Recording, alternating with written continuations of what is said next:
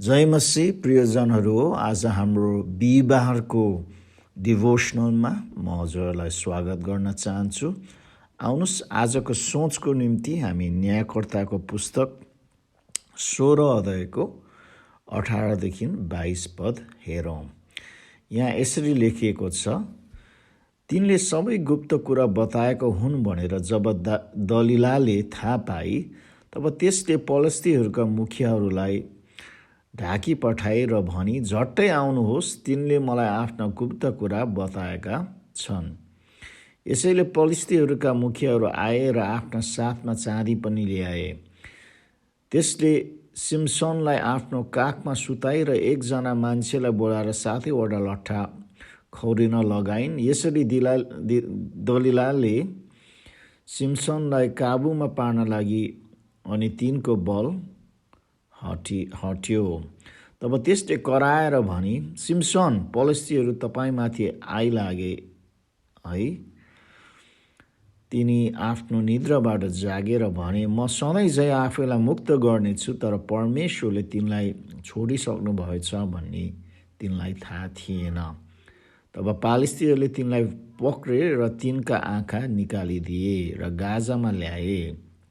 त्यहाँ उनीहरूले तिनलाई काँसाका साङ्लाले बाँधेर झ्यालखानामा जाँतो पित्न लाए। तर तिनको कपाल खौरिएपछि फेरि बढ्न लाग्यो।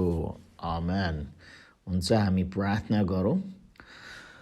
परमेश्वर पिता, हामी हजुरलाई धन्यवाद दिन्छ आजको यो नयाँ दिनको निम्ति, अन्त आजको यो डिभोसनल समयको निम्ति। हजुरको पवित्र आत्माले यो सोचलाई अभिषेक गर्नुहोस् र आफ्नो जनहरूलाई आशिष गर्नुहोस् भनेर हामी प्रार्थना गर्छौँ। येशू ख्रीष्टको उच्च अनि पवित्र नाममा आमेन। हामीले यो 16 अध्यायमा स्याम्सनलाई उसको शत्रुहरू फिलिस्तीले कसरी पक्रे भन्ने कुरा चाहिँ हामी पाउँदछौँ।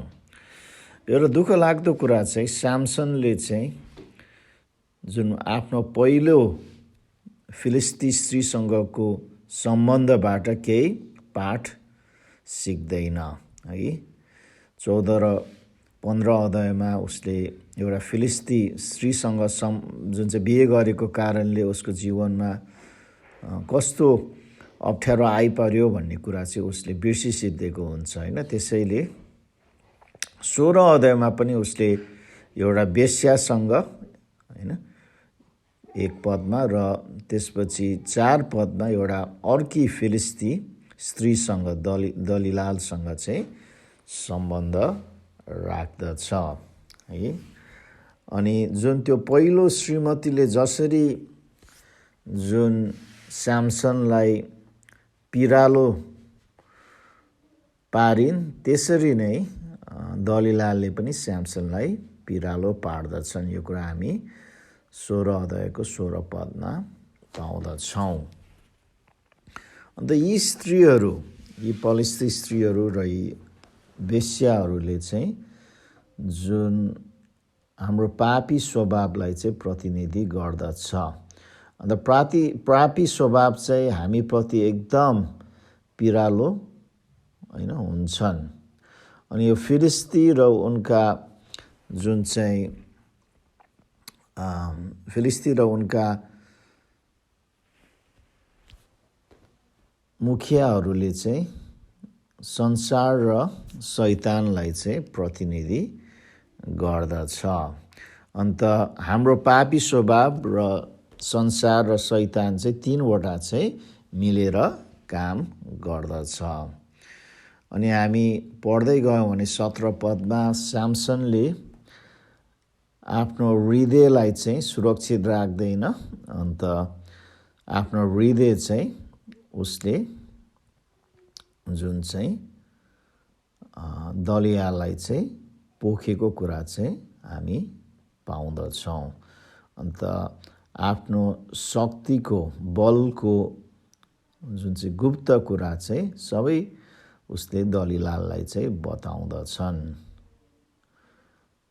अनि त्योभन्दा अघि चाहिँ स्याम्सनले चाहिँ दलिलासँग जिस्किरहेको हुन्छ होइन। मेरो बल र शक्ति जुन चाहिँ हट्नको निम्ति यो गर्नुपर्छ त्यो गर्नुपर्छ भनेर विभिन्न जुन चाहिँ कुराहरूले मलाई बाँध भन्छ होइन। अन्त उसले चाहिँ यसरी जुन पापी स्वभावसँग खेलिराख्यो। अन्त पछि त्यो पापी स्वभावको जुन चाहिँ पिरलोले चाहिँ उसलाई होइन आफ्नो हृदय खोल्न चाहिँ लगायो। तर खबरदार होइन, यदि हामीले पापी स्वभावसँग खेल्छौँ होइन भने होइन, अन्त पापी स्वभावमाथि हाम्रो गोप्य कुराहरू गुप्त कुराहरू हामी जुन चाहिँ बताउँछौँ भने त्यो पापी स्वभावले चाहिँ हामीलाई धोका दिन्छ। जसरी दलिलालले स्याम्सनलाई 18 पदमा धोका दियो।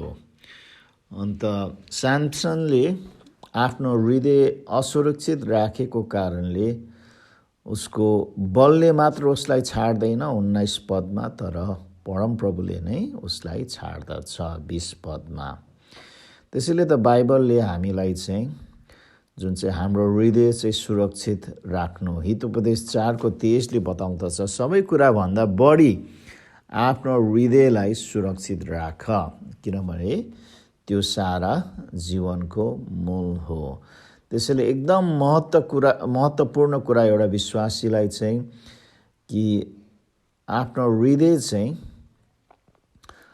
पापी स्वभावबाट, संसारबाट र शैतानबाट सुरक्षित राख्नु, किनकि हाम्रो हृदय चाहिँ हाम्रो प्रेरणाको केन्द्र हो। अन्त हाम्रो हृदयले चाहिँ हाम्रो प्राणको सम्पूर्ण भागहरूलाई चाहिँ प्रभावित गर्दछ। त्यही कारण हितोपदेश 23:19ले भन्दछ होइन, हे मेरो छोरा सुन, बुद्धिमान बन र तिम्रो हृदय ठिक मार्गमा राख, सही मार्गमा राख। अन्त येशू ख्रीष्टले भन्नुहुन्छ होइन, जुन चाहिँ मार्ग अथवा बाटो, सत्य र जीवन म नै हुन्। त्यसैले हाम्रो हृदय चाहिँ हामी ख्रीष्टमा राख्नु पर्दछ। अन्त हितोपदेश 23:26ले भन्दछ, हे मेरो छोरा तिम्रो हृदय मलाई देऊ र तिम्रो आँखाले मेरो बाटो पालना गर है। अन्त हाम्रो हृदय हामीले चाहिँ परमेश्वरलाई मात्र, ख्रीष्टलाई मात्र हामी दिनु पर्दछ, अरू कुनै कुरालाई हामीले हाम्रो हृदय दिनु हुँदैन। अनि भजन सङ्ग्रह 119:2 पद, 10 पद र 58 पदले बताउँदछ कि हामीले चाहिँ परमेश्वरलाई सम्पूर्ण हृदयले खोज्नु है। त्यसै गरी भजन सङ्ग्रह 119:34ले भन्दछ हामीले परमेश्वरको आज्ञालाई सम्पूर्ण हृदयले पालना गर्नु। र साथसाथै व्यवस्था 6:5, मत्ती 22:37, मर्कुस 12:30 र लुका 10:27ले भन्दछ हामीले परमेश्वरलाई हाम्रो सारा हृदयले प्रेम गर्नु। त्यसैले प्रिय हो, हाम्रो हृदय चाहिँ हाम्रो आफ्नै होइन, यो परमेश्वरको हो। अन्त हामीले परमेश्वरलाई मात्र हाम्रो हृदय दिनु पर्दछ। अन्त हाम्रो शरीर अथवा हाम्रो पापी स्वभाव, संसार र शैतानबाट चाहिँ हाम्रो हृदय हामीले सुरक्षित राख्नु पर्दछ। यदि हामी सुरक्षित राख्दैनौँ भने प्रिय हो, हामी सामसन जस्तो हामी फस्ने छौँ। त्यसैले प्रिय हो, आज हामी यो कुरा याद गरेर हाम्रो हृदय परमेश्वरलाई दियौँ। आमेन, आमेन। हुन्छ, हामी प्रार्थना गरौँ। परमेश्वर पिता, हामी धन्यवाद दिन्छौँ प्रभु आजको जुन चाहिँ वचनको सोचको लागि।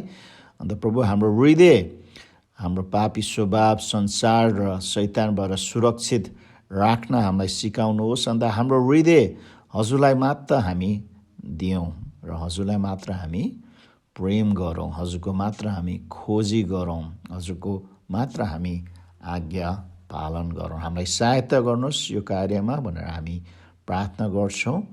अन्त आफ्नो जनहरूलाई प्रभु हजुरले आशिष गर्नुहोस् आजको दिनमा भनेर हामी प्रार्थना गर्छौँ येशू ख्रीष्टको उच्च अनि पवित्र नाममा, आमेन। हुन्छ प्रियजनहरू, परमेश्वरले हजुरलाई धेरै आशिष दिउँ। जय मसीह।